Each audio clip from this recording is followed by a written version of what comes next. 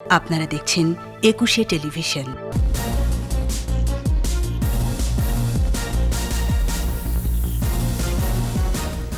7 ফেব্রুয়ারি সারা দেশে টিকা প্রয়োগ শুরু। ভ্যাকসিডিতে অ্যাপ ছাড়াও নিবন্ধন করা যাবে কেন্দ্রে। ফেব্রুয়ারির দ্বিতীয় সপ্তাহে খুলতে পারে প্রাথমিক বিদ্যালয়, ক্লাস হবে পর্যায়ক্রমে। চট্টগ্রাম সিটিতে ভোট কাল, 400 কেন্দ্র ঝুঁকিপূর্ণ, ব্যাপক নিরাপত্তা।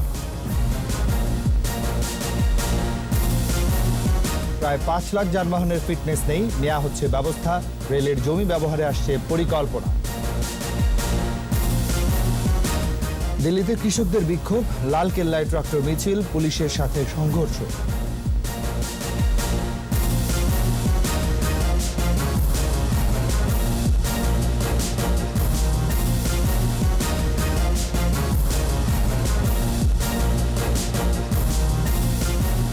শুনছিলেন ফার্স্ট সিকিউরিটি ইসলামী ব্যাংক লিমিটেড সংবাদ শিরোনাম। সবাইকে আমন্ত্রণ জানাচ্ছি রাত 11টার 21 সংবাদে। সাথে আছে আমি রাজীব সাহা।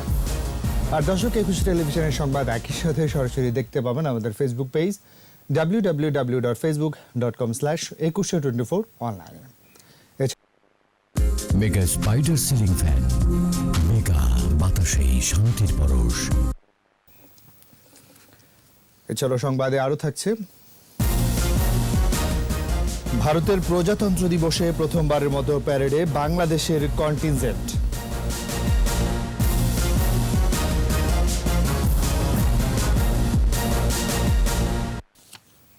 আগামী 7 ফেব্রুয়ারি সারা দেশে ভ্যাকসিন প্রয়োগ শুরু হবে বলে জানিয়েছেন স্বাস্থ্যমন্ত্রী জাহিদ মালেক। কর্মীটল হাসপাতাল পরিদর্শন শেষে মন্ত্রী জানান, সুরক্ষা অ্যাপ ছাড়াও কেন্দ্রে নিবন্ধন করেও টিকা নেওয়া যাবে। এদিকে বেক্সিম কোরানা 50 লাখ ডোজ করোনা ভ্যাকসিনের ছাড়পত্র দিয়েছে ওষুধ প্রশাসন অধিদপ্তর। আহমদ বাবুকে সাথে নিয়ে স্মৃতি মণ্ডলের রিপোর্ট। টিকাদান কর্মসূচি উদ্বোধনের প্রস্তুতি ও কেন্দ্র পরিদর্শনে কুর্মিটোলা জেনারেল হাসপাতালে যান স্বাস্থ্যমন্ত্রী জাহিদ মালেক। পরে মন্ত্রী সাংবাদিকদের বলেন, বুধবার বিকেল 3:30টায় টিকা কার্যক্রম উদ্বোধন করবেন প্রধানমন্ত্রী শেখ হাসিনা। আগের সিদ্ধান্ত অনুযায়ী প্রথম দিন 25 জন টিকা পাবেন। এরপর 7 ফেব্রুয়ারিতে সারা দেশে ভ্যাকসিনেশন শুরু হবে। অ্যাপ ছাড়াও কেন্দ্রে নিবন্ধন করে টিকা নেওয়া যাবে বলেও জানান মন্ত্রী। উদ্বোধনের পরে থেকে এটা নিবন্ধন কার্যক্রম শুরু হয়ে যাবে। নিবন্ধন যারা করতে পারবে না, এটার অর্থ এই নয় যে তারা ভ্যাকসিন নিতে পারবে না। যেখানে ভ্যাকসিনের সেন্টার করা হবে সেখানে যে তারা টিকা নিতে পারবে এবং আমরা আশা করছি আগামী 7 তারিখে একযোগে সারা দেশে টিকাদান কর্মসূচি শুরু হয়ে যাবে। পরে বাকি টিকা কেন্দ্র পরিদর্শন করেন স্বাস্থ্যমন্ত্রী জাহিদ মালেক। এর আগে ওষুধ প্রশাসন অধিদপ্তরে সংবাদ সম্মেলন করে প্রতিষ্ঠানটির মহাপরিচালক মেজর জেনারেল মাহবুবুর রহমান জানান, অক্সফোর্ডের টিকা নিরাপদ। বিশ্ব স্বাস্থ্য সংস্থার প্রোটোকল মেনেই বেক্সিম কোরানা 50 লাখ ভ্যাকসিনের পুরো লট পরীক্ষা করা হয়েছে বলেও জানান তিনি। গুজবের এখানে কোনোই স্থান নেই।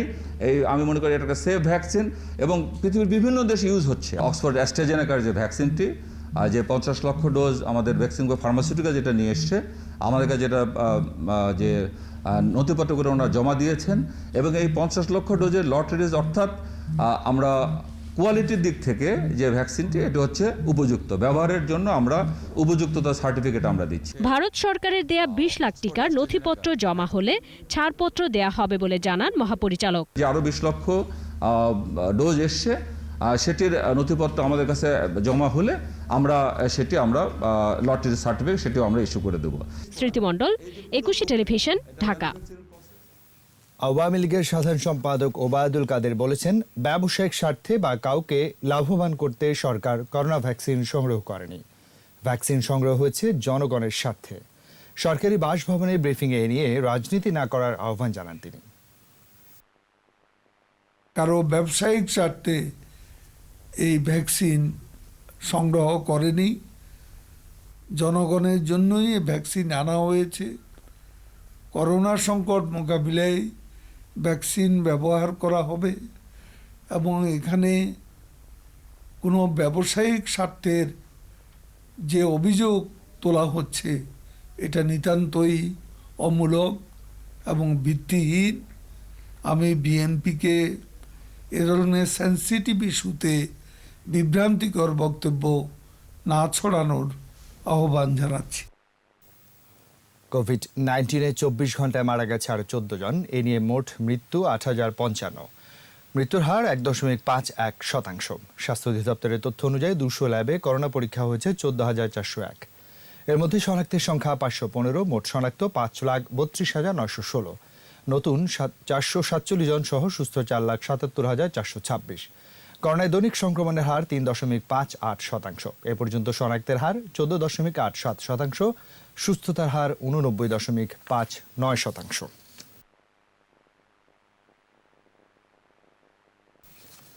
ফেব্রুয়ারির দ্বিতীয় সপ্তাহে প্রাথমিক বিদ্যালয় খুলে দেওয়ার বিষয়ে চিন্তা ভাবনা করছে সরকার।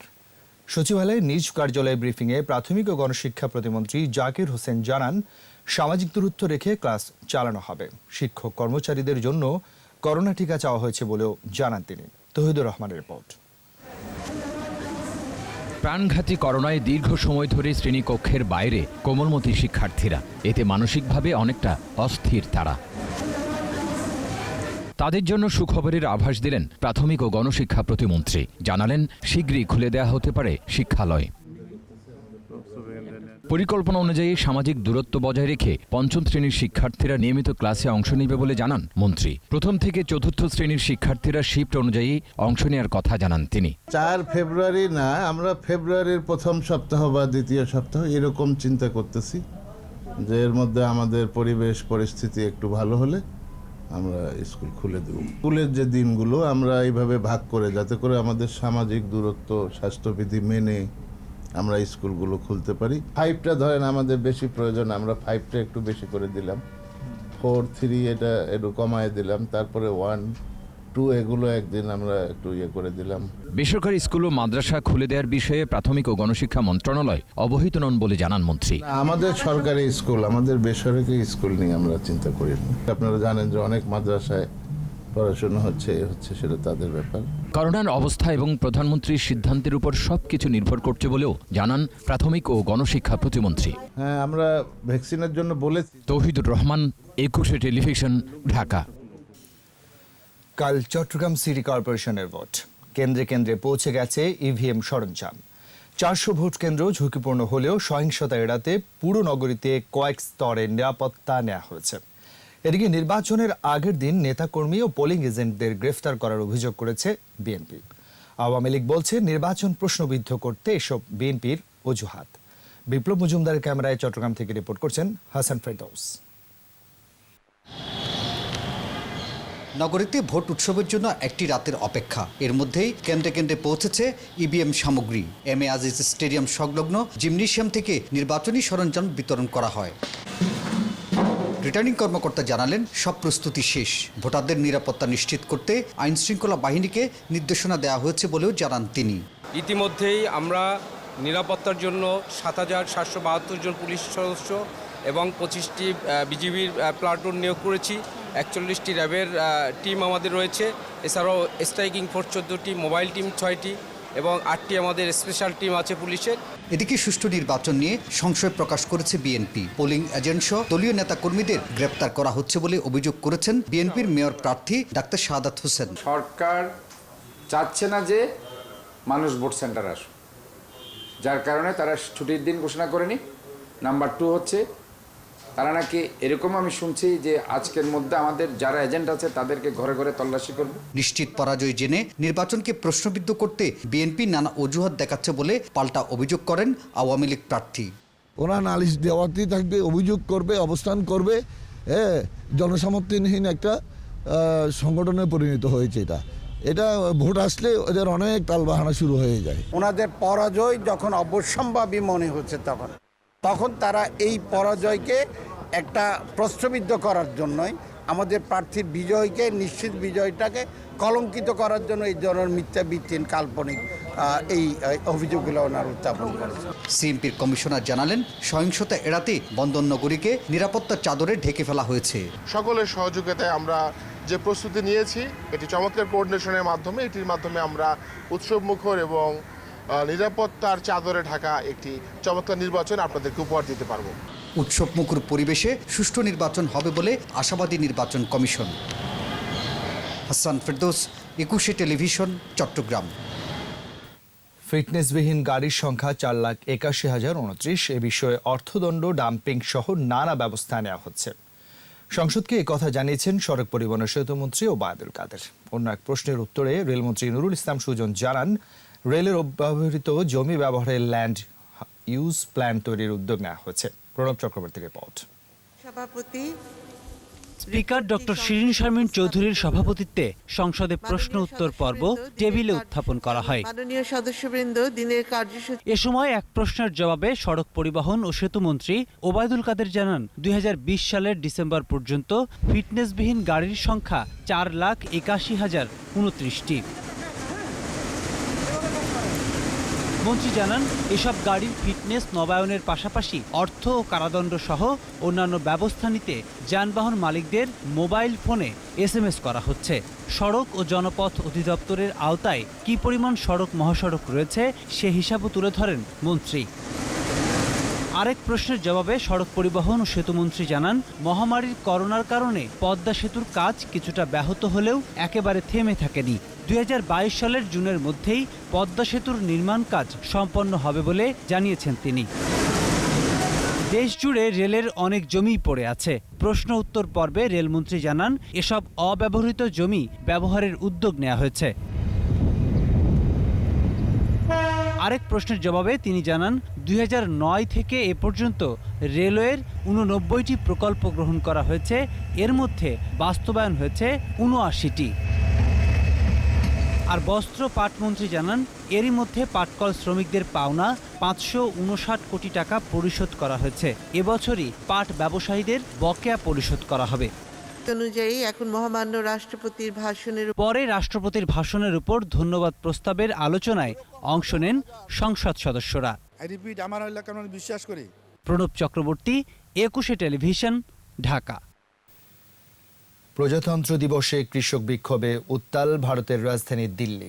পুলিশের ব্যারিকেড ভেঙে ট্রাক্টর নিয়ে লালকেল্লায় ঢুকে পড়েছেন আন্দোলনরত কৃষকরা। পরিস্থিতি নিয়ন্ত্রণে লাঠিচার্জ ও টিয়ার শেল ছোড়ে পুলিশ। ঘটনার পর বন্ধ করে দেওয়া হয়েছে দিল্লির একাংশে ইন্টারনেট সেবা ও মেট্রো চলাচল। নিরাপত্তা নিয়ে বৈঠক করছেন কেন্দ্রীয় স্বরাষ্ট্রমন্ত্রী অমিত শাহ। রিপোর্ট দুলি মল্লিকের। প্রজাতন্ত্র দিবসে দিল্লির রাজপথে কুচকাওয়াজের প্রস্তুতি চলছিল। তখন দিল্লি ঢোকার পথে হাজির হাজার হাজার কৃষক। কেউ ট্রাক্টর নিয়ে, কেউ বা পতাকা হাতে হেঁটে মিছিল নিয়ে জড়ো হন। এদিন পুলিশের অনুমতি নিয়ে প্যারেডের পর ট্রাক্টর র্যালির কথা ছিল কৃষকদের। 8:30 নাগাদ সিংঘু, তিকরি সহ 3 জায়গায় পুলিশি বাধার মুখে পড়লে ব্যারিকেড ভেঙেই রাজধানীতে ঢুকে পড়েন কৃষকরা। বিক্ষোভকারীদের বাধা দিতে টিয়ার সেল নিক্ষেপ ও লাঠিচার্জ করে পুলিশ। বিভিন্ন স্থানে ব্যাপক সংঘর্ষ চলে। দুপুর নাগাদ লালকেল্লায় পৌঁছে যান কৃষকরা। অন্তত 20টিরও বেশি ট্রাক্টর নিয়ে সেখানে প্রবেশ করেন তারা। আন্দোলনের পতাকা উড়িয়ে দিয়ে কৃষকরা জানান দেন অধিকার রক্ষার বার্তা। পুলিশের সাথে সংঘর্ষের সময় ট্রাক্টর উল্টে এক কৃষকের মৃত্যু হয়। দিল্লি পুলিশের ছোড়া গুলি ট্রাক্টরে লেগে উল্টে যায় বলে অভিযোগ করেছেন আন্দোলনকারীরা। সংঘর্ষের পর নিরাপত্তা ইস্যুতে উচ্চ পর্যায়ে বৈঠক করেছেন স্বরাষ্ট্রমন্ত্রী অমিত শাহ। ওই বৈঠকে স্বরাষ্ট্র সচিব ও দিল্লির পুলিশ কমিশনারও উপস্থিত ছিলেন। ঘটনার পর দিল্লির বিভিন্ন অংশে বন্ধ করে দেওয়া হয়েছে মেট্রো সেবা। একই সঙ্গে একাংশে বন্ধ রয়েছে ইন্টারনেট সেবাও। দুলি মল্লিক, 21 টেলিভিশন। নিচ্ছি প্রিমিয়ার ব্যাংক লিমিটেড সংবাদ বিরতি। নো মাস্ক নো সার্ভিস বিধি মেনে চলুন, সুস্থ থাকুন। যখন ফিরছি তখন অন্যান্য খবরের সঙ্গে আরও থাকবে। অস্ত্র মাদক মামলায় গোল্ডেন মরিনের বিরুদ্ধে আদালতে চার্জশিট। বাড়িধরা মাদ্রাসা দখল করে রেখেছে বিতর্কিত হেফাজত নেতা মনির। আতঙ্কে ছাত্র শিক্ষকরা। আমরা আমন্ত্রণ রাত 11:21 সংবাদ। ভারতের প্রজাতন্ত্র দিবসের প্যারেডে প্রথমবারের মতো অংশ নিয়েছে বাংলাদেশ সশস্ত্র বাহিনী। বঙ্গবন্ধু শেখ মুজিবুর রহমানের জন্মশতবার্ষিকী ও স্বাধীনতার সুবর্ণ জয়ন্তী উপলক্ষে ভারতীয় হাই কমিশনের আমন্ত্রণে প্যারেডে অংশ নেয় বাংলাদেশ। রাষ্ট্রপতি রামনাথ কোবিন্দ ও প্রধানমন্ত্রী নরেন্দ্র মোদীর উপস্থিতিতে 122 সদস্যের চৌকস দল এগিয়ে চলে বাংলার মুক্তির গানের তালে তালে। রিপোর্ট দুলি মল্লিকের। দিল্লির রাজপথে বাংলার চৌকস দলের কুচকাওয়াজ, সেনা, নৌ ও বিমান বাহিনীর সমন্বয়ে সশস্ত্র বাহিনীর সমন্বিত কন্টিনজেন্ট। প্রথমবারের মতো ভারতের প্রজাতন্ত্র দিবসে বাংলাদেশের অংশগ্রহণ। লেফটেন্যান্ট কর্নেল আবু মোহাম্মদ শাহনুর শাওনের নেতৃত্বে 122 সদস্যের দলটি এগিয়ে চলে মুক্তির গান শোনো একটি মুজিবরের থেকে লক্ষ মুজিবরের কণ্ঠস্বরের ধ্বনির তালে তালে।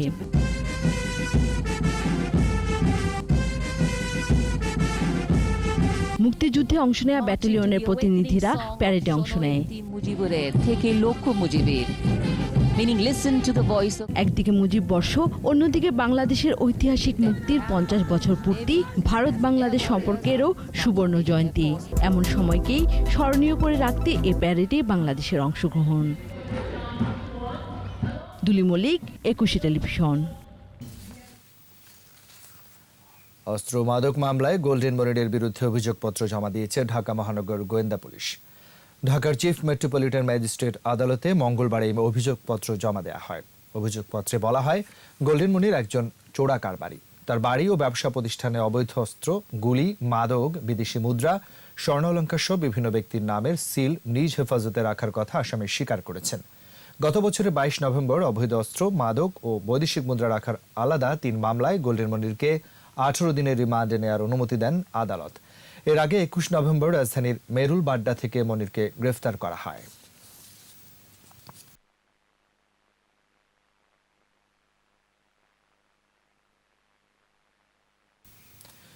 ছিনতাইকারীর ছুরিকাঘাতে কেবল ব্যবসায়ী হামিদুল হত্যার ঘটনায় 5 জনকে গ্রেফতার করেছে পুলিশ। রাজধানীর উত্তর মুগদা ও কামরাঙ্গীচর এলাকা থেকে তাদের আটক করার কথা জানিয়েছেন ডিবির অতিরিক্ত কমিশনার AKM হাফিজ আক্তার। ডিএমপি মিডিয়া সেন্টারে সংবাদ সম্মেলনে তিনি বলেন, রাজধানীতে ছিনতাই বেড়ে যাওয়ায় গোয়েন্দা টিম তৎপর রয়েছে। 23 জানুয়ারি হামিদুল হত্যার 48 ঘন্টার মধ্যে জড়িতদের আটক করে গোয়েন্দা টিম। আটককৃতদের বিরুদ্ধে প্রায় 10টি মামলা রয়েছে বলেও জানান তিনি। হত্যাকাণ্ডে ব্যবহৃত একটি চাকু, মোটর চালিত রিকশা, মোবাইল ও মানিব্যাগ উদ্ধার করা হয়েছে। আটককৃতরা রাজধানীতে দীর্ঘদিন ছিনতাই কার্যক্রম চালিয়ে আসছে বলেও জানান ডিবির অতিরিক্ত কমিশনার। একটি ব্যাটারি চালিত রিক্সা দিয়ে এই কিলিং স্কোয়াডের যারা সদস্য তারা সবাই ছিনতাইকারী, পেশাদার ছিনতাইকারী। তারা সেখানে নেমে তার নিকট হতে টাকা হাতিয়ে নেওয়ার জন্য তারা যখন তাকে চারদিকে আটক করে তখন উনি চিৎকার করলে এবং বাধা দেওয়ার সময় তারা ছিনতাইকারীগুলি তাকে পায়ে ছুরিকাঘাত করে এবং অতিরিক্ত রক্তক্ষরণজনিত কারণে উনি ওইখানে নিহত হন। গত 3 দিন ধরে রাজধানীর জামিয়া মাদানিয়া বাড়িধারা মাদ্রাসা দখল করে রেখেছে বিতর্কিত হেফাজত নেতা মুফতি মনির হোসেন। এতে ছাত্র শিক্ষকদের মধ্যে আতঙ্ক বিরাজ করছে। রোববার রাতে মাদ্রাসার ভারপ্রাপ্ত মহাতামিম মাওলানা নাজমুল হোসেনের অনুপস্থিতিতে মনির হোসেন ও তার অনুসারীরা মাদ্রাসাটি দখলে নেয়। দখলের আগে ঢাকার বাইরে থেকে আসা বিপুল সংখ্যক বহিরাগত মনির হোসেনের পক্ষে মাদ্রাসাটি অবস্থান নেয়। সিনিয়র শিক্ষক জাকির হোসেনকে জিম্মি করে একটি কক্ষে আটকে রাখে তারা। মাদ্রাসাটিতে এখন থমথমে অবস্থা বিরাজ করছে। মাদ্রাসাটির অবস্থান বিবেচনায় নিরাপত্তার দিক থেকে স্পর্শকাতর বলে জানিয়েছে আইন শৃঙ্খলা রক্ষাকারী বাহিনী। পরিচালনা পর্ষদের যুদ্ধাপরাধী ও 21শে আগস্ট গ্রেনেড হামলা মামলার আসামি থাকায় মাদ্রাসাটির রেজিস্ট্রেশন আগেই বাতিল হয়।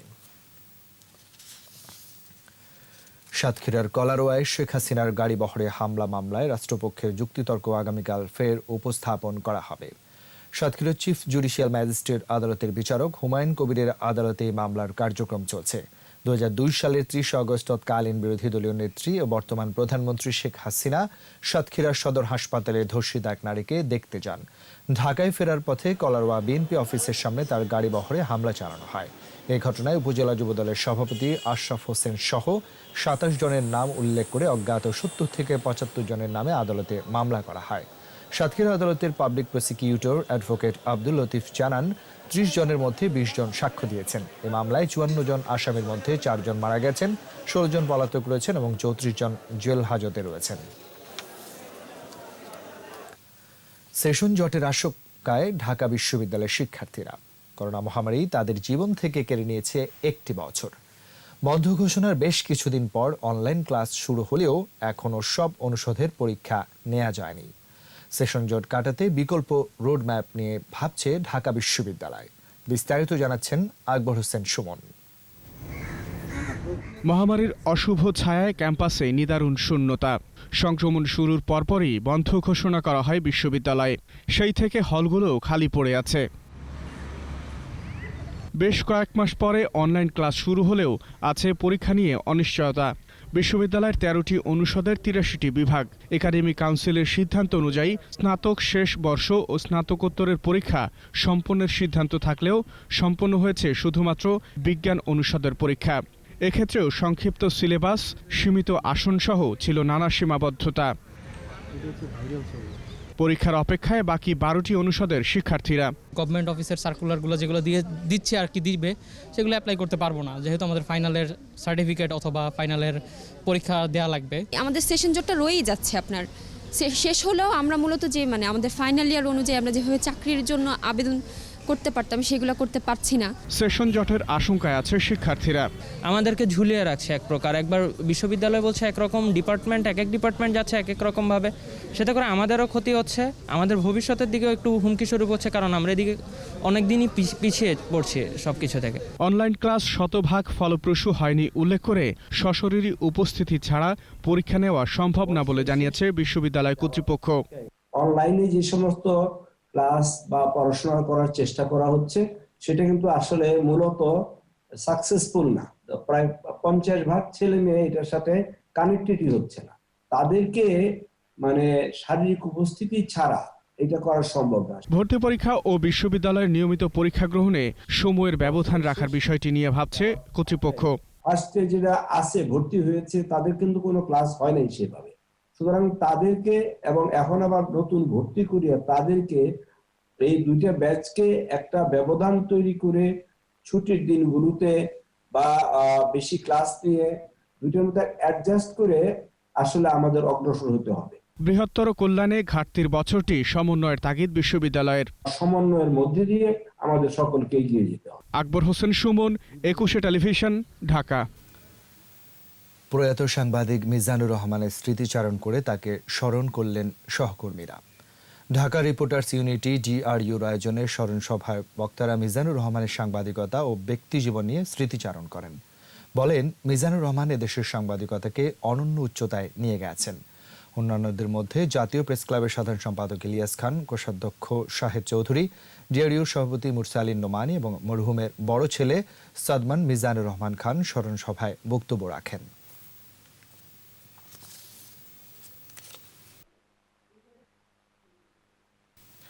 নিচ্ছি প্রিমিয়ার ব্যাংক লিমিটেড সংবাদ বিরতি। নো মাস্ক নো সার্ভিস বিধি মেনে চলুন, সুস্থ থাকুন। যখন ফিরছি তখন অন্যান্য খবরের সঙ্গে আরও থাকবে হার কমিয়ে গড়ের পরিধি বাড়ানোর পরামর্শ, অটোমেশনে গুরুত্ব দিতে চায় NBR। অভিশংসন প্রস্তাব নিয়ে 8 ফেব্রুয়ারি সিনেটে শুনানি, ট্রাম্পের বিচার হবেই বললেন বাইডেন। রাত 11টার 21 সংবাদে করের হার কমিয়ে আদায় বাড়াতে করজাল সম্প্রসারণের পরামর্শ দিলেন ব্যবসায়ীরা। আর কর আদায়ে NBRকে আরও উদ্যোগী হওয়ার নির্দেশ দিয়েছেন অর্থমন্ত্রী। আন্তর্জাতিক কাস্টমস দিবসের আলোচনায় NBR চেয়ারম্যান জানান, অটোমেশন ও পেমেন্টে গুরুত্ব দিতে চান তারা। মেহেদী হাসানের রিপোর্ট। কাস্টমস দিবসের এই আয়োজনে যোগ দেন অর্থমন্ত্রী, NBR চেয়ারম্যান ও ব্যবসায়ী নেতারা। এবারের দিবসের প্রতিপাদ্য অনুযায়ী করোনার ক্ষত কাটিয়ে সরবরাহ ব্যবস্থা টেকসই করাই মূল লক্ষ্য। এজন্য করোনাকালে শুল্ক ছাড় বা হ্রাসের বেশ কিছু সুযোগ দিয়েছে NBR। আলোচনায় অংশ নিয়ে রাজস্ব বোর্ড চেয়ারম্যান জানালেন, করোনার লকডাউনের মাঝে নিরবিচ্ছিন্ন সেবা দিয়েছে কাস্টমস সহ প্রতিটি বিভাগ। এখন কর আদায় বাড়াতে অটোমেশন ও পেমেন্টে জোর দিতে চান তারা। পেমেন্টের আমরা একটা রোড ম্যাপ জারি করেছি, যাতে 2 লাখ টাকার ঊর্ধ্বে সকল কর আগামী 1 জুলাই থেকে পেমেন্ট ছাড়া নেওয়া হবে না। করজালের সম্প্রসারণ চান FBCCI সভাপতিও। ফর্মাল ইকোনমিতে ইনফর্মাল সেক্টরকে আনা, একই সাথে আপনার যদি চালান based bank to bank payment করা সম্ভব হয়, বাংলাদেশে যত আমাদের ডিলার, ডিস্ট্রিবিউটর, রিটেলার আছে তাদের পেমেন্টগুলো চালানের বেসিসে ব্যাংক টু ব্যাংক করা ম্যান্ডেটরি করা যায় কিনা। কর আদায় না হলে বাজেট ঘাটতি বেড়ে যাবে বলে সতর্ক করেন অর্থমন্ত্রী। বন্দরগুলোর জন্য আরও 13টি স্ক্যানার দ্রুত আমদানিরও নির্দেশ দেন তিনি। 10টা মতো স্ক্যানার আপনাদের আছে, আমি যতটুকু দেখেছি যে আরও 13টি স্ক্যানার কেনার জন্য আমাদের প্রক্রিয়া আছে। সেই প্রক্রিয়াটাকে ত্বরান্বিত করতে হবে। কর জিডিপি অনুপাতের প্রকৃত হিসাব নির্ণয়ে সরকারি বেসরকারি বিভিন্ন প্রতিষ্ঠানকে দেয়া কর ছাড়েরও হিসাব রাখার নির্দেশ দেন অর্থমন্ত্রী। মেহেদী হাসান, 21 টেলিভিশন, ঢাকা। এবার সোশ্যাল ইসলামী ব্যাংক লিমিটেড বাণিজ্য সংবাদ।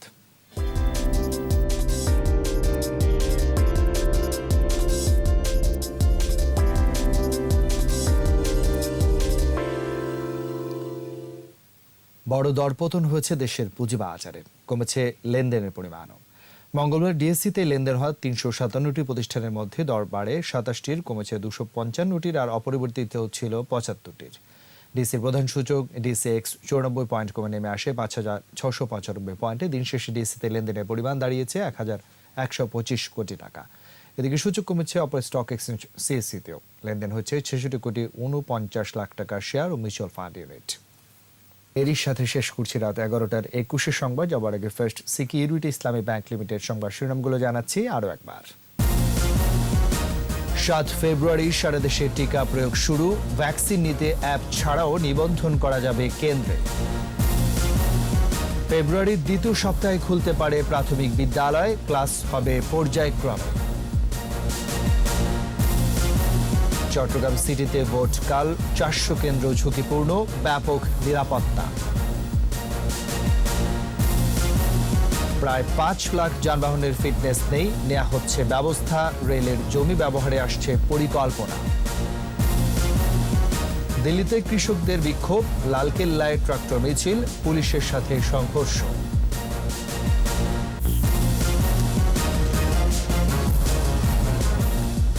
সর্বশেষ খবর জানতে ডায়াল করুন 202 নম্বর আর ভিজিট করুন 21tv.com ওয়েবসাইটে। ছাড়া ফেসবুকে লগ ইন করতে পারেন facebook.com/2124 অনলাইনে। পরের সংবাদ রাত 1টায় দেখার আমন্ত্রণ রইল। স্বাস্থ্যবিধি মেনে চলুন, সুস্থ থাকুন, 21-এর সঙ্গেই থাকুন।